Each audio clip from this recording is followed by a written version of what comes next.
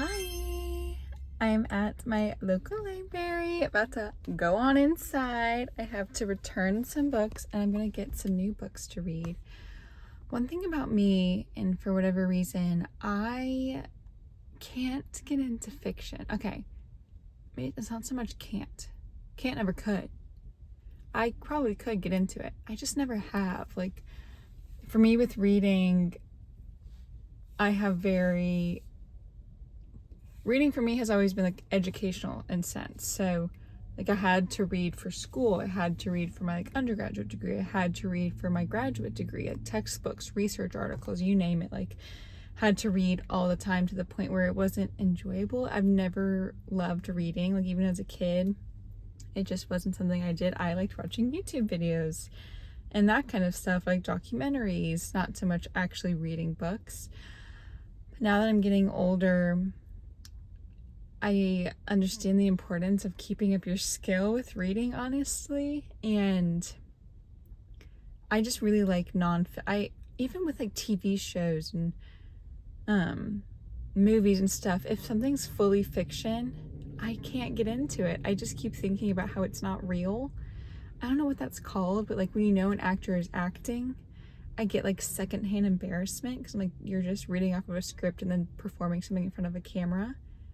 Whatever that is, I have that. Similarly with fiction, like I'm just reading it, I'm like, this isn't real. But that's okay that it's not real. But in my head, I can't like get into it. I don't know. So anyway, I read non-fiction books, and I particularly like the news section. I like finding out whatever's new in my local library. I'm not about to go pay for a book, by the way. I am going to go to my local library and look in their news section, which means the book probably came out last year, but that's okay. But yeah, I read Chasing Evil by, it's by Robert Bob Hillen, who's a former FBI agent. And then there's kind of like some notes in there and just stories from John Edward, who is a psychic. And it's true crimey, FBI-y, special agent-y, super cool, really. It's super cool, but it's also like there are points in it where I cry. Like you just feel for the victims, you feel for these stories, you get scared. My phone did overheat in the car, but I don't know if you can hear me with the air on, so I'm testing this. Okay, it's not the best, but it's not the worst. We're gonna have to make it work. Back to this book, again, it's just super cool, the intersection between like psychic ability and law enforcement, and the interconnection between these two men's like specific stories and their backgrounds and how that intersects with their work, I find very interesting, and just their core values as humans and how it relates to helping these victims. Yeah, just the stories of the cases that they were on are just so interesting. So yeah, highly recommend Chasing Evil. And then I also read Think Again by Adam Grant, but he's an organizational psychologist, which is what my degree is in. And oh my goodness, it's the power of knowing what you don't know. So the power of rethinking, and like having humility, confident humility, understanding that you know what you don't know, basically, and having humility. And at the end of the book, he kind of like breaks down, what did he call them? Actions for impact. To think like a scientist, using the scientific method, using like experimental mindset, when you're forming opinions and thinking like strategy-wise, and defining your identity in terms of your values, not your opinions. Like, I do not want to be defined by someone who is, you think about like political stuff, like Republican or Democrat. That doesn't define me. It's more so my values and where those sit that defines who you are. So I'm not just going to say I'm a girl, Democrat or Republican or straight or whatever my opinions are. It's more so my values, like integrity. Would want to be something that you would want to define yourself by. And also seeking out information that goes against like your viewpoints, like finding alternative perspectives, which is so hard in the world of social media because your algorithm is so biased towards you and what you consume and what you like and what you believe, because it's the content that you probably watch. So for algorithms, that makes it really hard to get differing opinions, different perspectives. So you actively have to seek that out. embrace the joy of being wrong, ask the stupid questions. For me, being wrong is hard, and so this book really helps you kind of think through that, and that it's okay to be wrong. You don't know everything, you can't know everything. You're in a tumbling. Build a challenge network. You don't want to be surrounded by yes men, yes people, or people who know less than you, I guess. Like people who will challenge you in your thoughts and your perspectives, that thought diversity. Okay, thought daughter. Anyway, The Art of Persuasive Listening, that's a good one. Question how rather than why. Ask people how their opinions or their thoughts originally formed, like where the root is of it, can really help you with perspective and finding ways to rethink issues or rethink your processes, rethink the task at hand.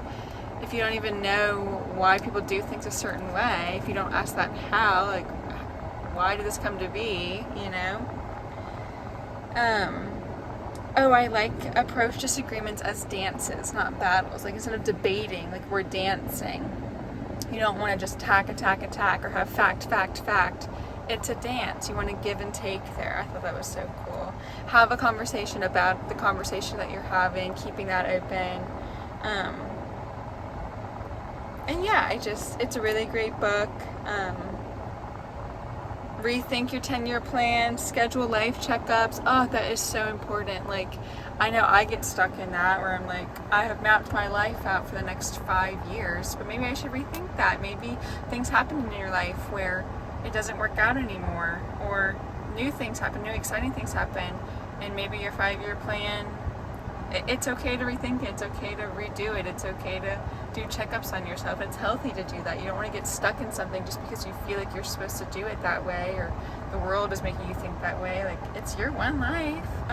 Just a great book. So highly recommend Think Again by Adam Grant. And so now we're going to go into the new section of the nonfiction section of my library and find some new books. Hi, it's me. I'm home now. The library was busy and kind of loud in the front section and the news section, so I got too scared to film in there, but maybe next time. And again, like I said, I like to go to the news section of my library. They have it sectioned off by like nonfiction, like memoirs, or nonfiction, like just by type, so like business, travel, cooking. These two books are kind of like, they have sections that are for like self-help, mental health, true crime, history, like Black history, American history, European history, again, like memoirs, biology, I guess, kind of, like medical. So I just kind of stick to like the same sections that I know I like. I mean, I look at everything. Again, I just like to know like new books and stuff. But I typically get stuff from like the psychology, like mental health, self-help, true crime, business, biology, genetics, like that kind of section is typically what I like. So similar to last week, I got one that's more like true crimey and one that's more mental healthy or like self-helpy. So the first one I got is called The Grave Robber by Tim Carpenter, the biggest stolen artifacts case in FBI history and the Bureau's quest to set things right. Tim Carpenter, the author of this, is the former head of the FBI's art crime team. How cool. Like, so interesting.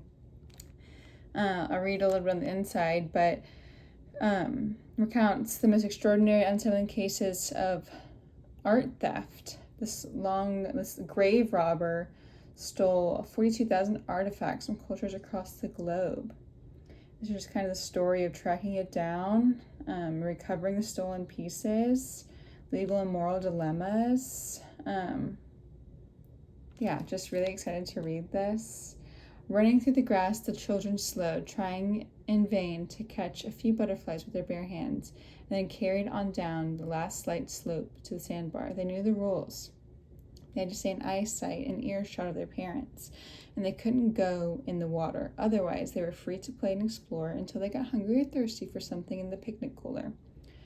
They were country kids, and the older girl was old enough to have charge of the younger ones, make sure no one got hurt, and mind they all came when they were called. The most important thing was to be patient and not bother the adults while they dug up the graves. The drama! So I'm excited to read this. I'll let you know how it is. The other book I got is Does Anyone Else Feel This Way? Which I think I said in like my last video. Essays on Conquering the Quarter Life Crisis, which is literally me. I'm 24. I'm turning 25 this year. And I am going through my quarter life crisis. And I saw this title. I was like, oh, I have to get that book. So yeah, it's about like post-grad, being an adult, getting a job, you know, getting a place to live. And you think of all of the cool things that's going to happen, but no, it's anxiety, social anxiety, no direction, imposter syndrome, looking at like your friends' lives on social medias. Oh, I'm so excited to read this book. I think it'll really help me because I literally have said this before. Like, does anyone else feel the way that I'm feeling? Because there's no way.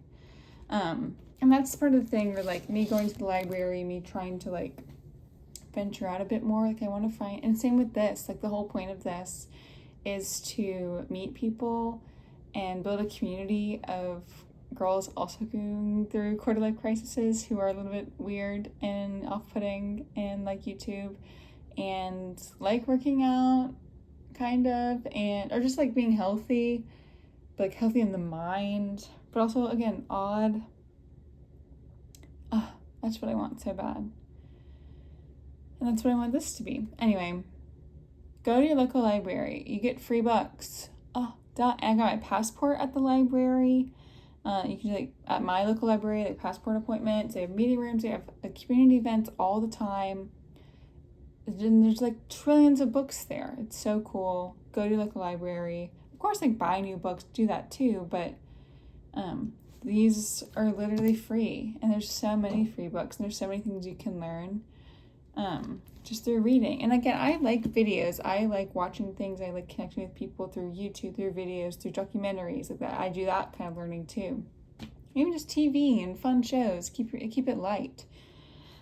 But there's something about reading, which again, like I said in the beginning, never loved to do and still don't really love doing. I'm trying to force it a little bit because literacy and reading is so important, and it's a skill that I don't want to lose, and I just want to keep my mind sharp.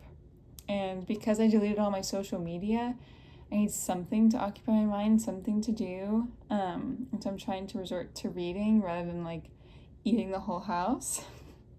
That's not good. But anyway, go to your library, read a book, just try it. I'm trying. Do I love it yet? No, but maybe I will. Should I pose for a thumbnail?